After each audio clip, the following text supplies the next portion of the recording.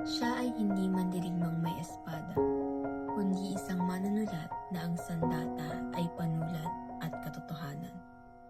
Ang kanyang mga salita ay nagmulat sa isang bayang matagal nang natutulog sa dilim. At mula sa kanyang isipan, isinilang ang isang akdang yumanig sa buong kolonyal na lipunan. Noli Me Tangere.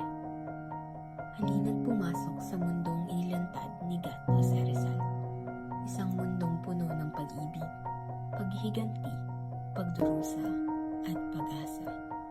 Isang kwentong hindi lamang isinulat para sa nakaraan, kundi patuloy na sumasalamin sa kasalukuyan. Sa pagitan ng distansya at panahon, nananatiling buhay ang pag-ibig ni na Maria Clara at Crisostomo, isang pag-asang hindi kayang patahimikin ng paghihiwalay. Minamahal kong Maria Clara, ang iyong liham ang naging liwanag sa aking mga araw habang ako'y malayo sa ating bayan. Minamahal kong Crisostomo, matagal ng mga araw mula nang ika'y umalis. Ngunit nananatili sa aking puso ang mga alaala ng ating nakaraan.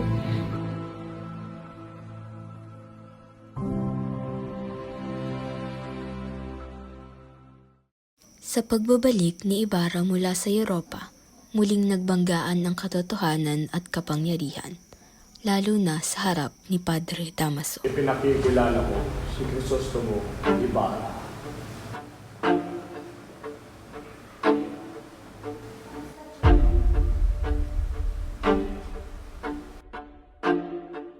Ang mga ama ng mga taong sugat ay pinarurusahan na ngayon pa lamang.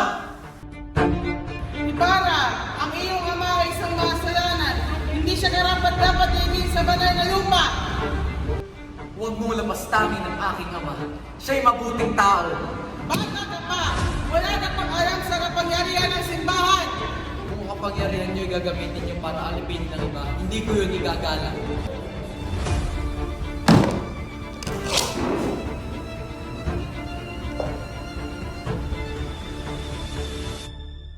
Sa mundong puno ng pang-aapi, ang kanilang pag-ibig ang nagsisilbing liwanag ng pag-asa.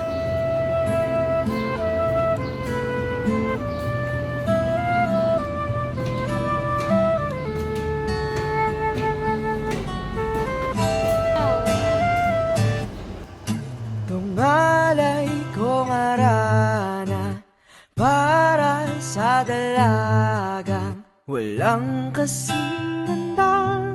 Amoy rosas Maria Clara, kung nanaigsin ng tadhanang mapalinlang. Maria Clara, pupunta ako ng San Diego upang puntahan ang aking yumawa. Wala pa itong liham na umaasang mata mong mababasa.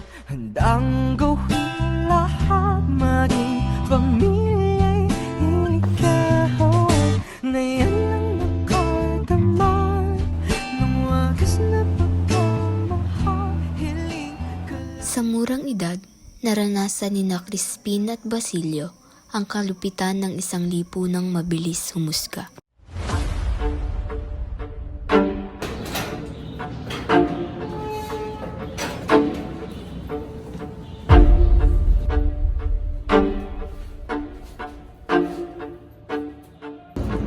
Kuya, magkano ang sahod mo ngayong buwan? 2 piso. Bakit mo natanong? Kuya, tulungan mo akong bayaran yung sinasabi nilang hindi na ako kung pera. Kuya, ayaw ko malaman ito ngayon.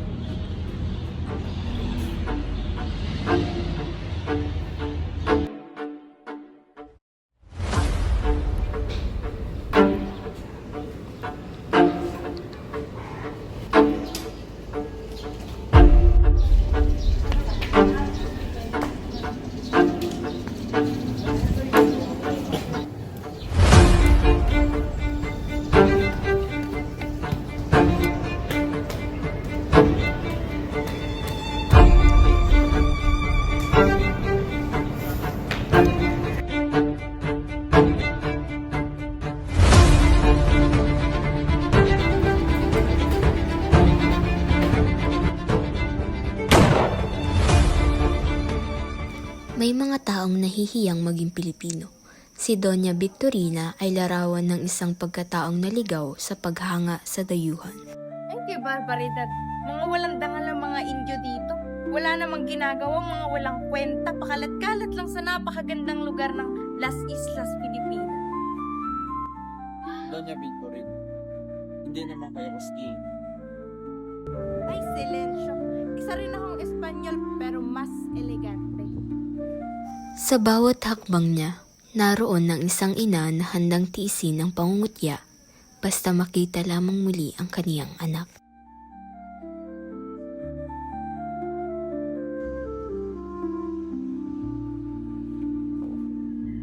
Paumanin po sa abala sa Kristan Mayor. Ngunit nakita niyo po bang aking anak na si Crispy? Hindi po kasi siya umuwi kagabi sa aming tahanan kasama ni Basilio. Hindi mo ba alam na nagnakaw ang iyong kabubunsong anak na si Crispin at papunta na ang Guardia Civil sa bahay ninyo para dakpin si Basilio? Ikaw, Sisa, wala kang kwentang ina at ang mga anak mo ay nagmana sa asawa mong mapangabuso! Sa likod ng pananampalataya ay may mga lihim na hindi banal at minsan ang mga mata ng kapangyarihan ay marunong ding magnakaw ng dangal.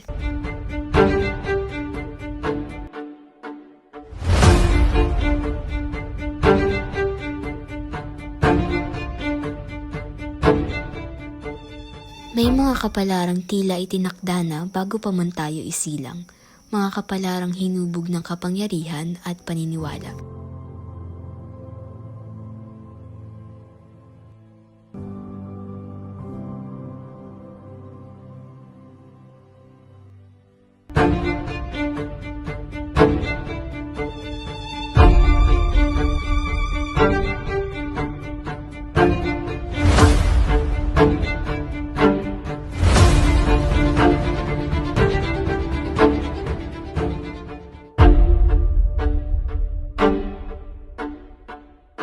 Ang pag-ibig ay hindi sapat laban sa kapangyarihan, at para kay Maria Clara, ang puso ay kailangang sumuko sa utos ng iba. Kung ito ang kapalaran ko, bakit hindi ako pinagkakaitan ng kaligayahan? Hindi ka maaari magpakasal kay Ibarra! Ngunit mahal ko siya, Padre. Hindi mo naintindihan na nararapat para sa'yo.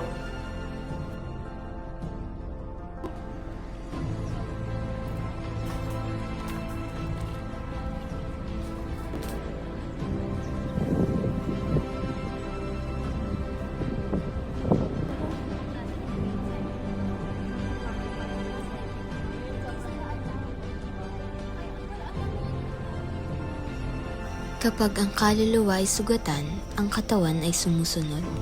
Sa katahimikan ng kumbento, dahan-dahang nauubos ang lakas ni Maria.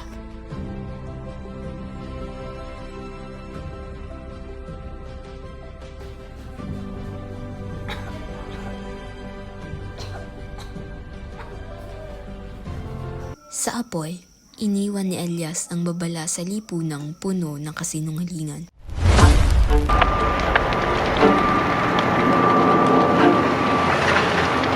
Kapag katarungan ay naging kasalanan, ang pagtakas ang nagiging tanging daan upang mabuhay.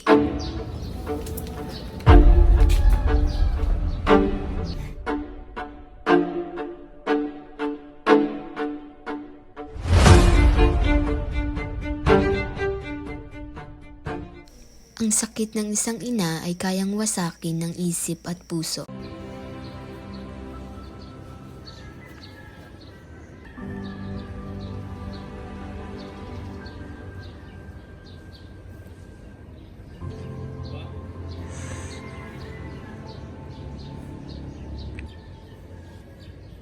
Sa pagkawala ng kanyang mga anak, tuluyang nawala ang mundo ni Sisa. Crispin! Basilio! Mga anak ko! Nasaan na kayo?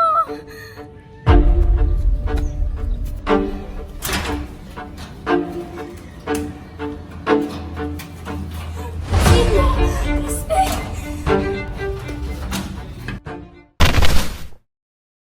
Nay!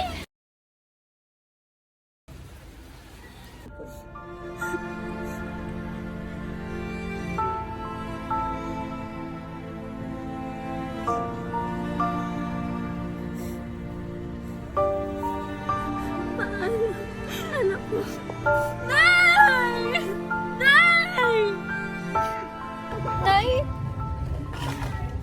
Sa huli, may mga buhay na kailangang ialay upang mabuhay ang pag-asa. Pag nilalapit sa lalaki, pagkatiwalaan mo. Sa kanyang huling hininga, iniwan ni Elias ang pangarap ng isang malayang bayan.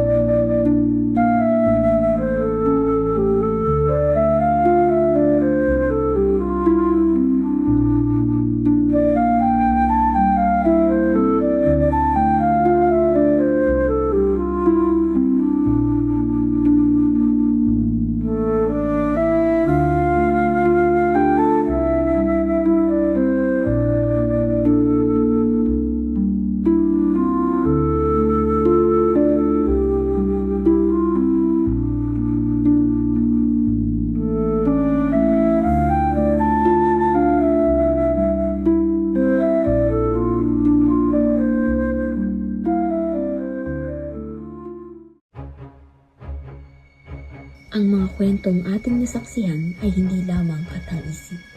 Ito ay salamin ng isang lipunang minsang nabalot ng pang-aapi, katahimikan at takot.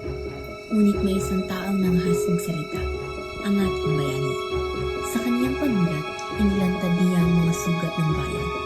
Sa kanyang mga salita, nagising ang damdamin ng isang natutulog na bansa. At bagamat lumipas na ang maraming taon, nananatiling buhay ang kanyang tamin sa atin. Kung ang Noli Me Tangere ay isinulat upang ilantad ang sakit ng lipunan, tayo ba ngayon ang lunas na hinihintay ng bayan?